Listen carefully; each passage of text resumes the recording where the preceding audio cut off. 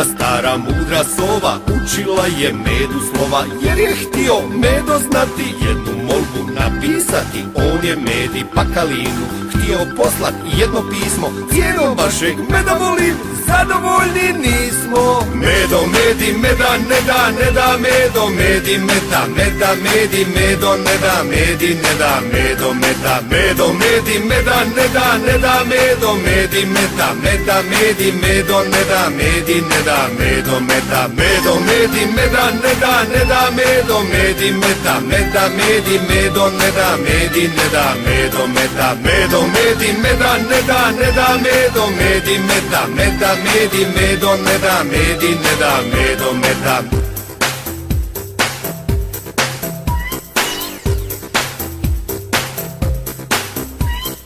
Jedna stara mudra sova učila je medu slova, jer je htio medo znati, jednu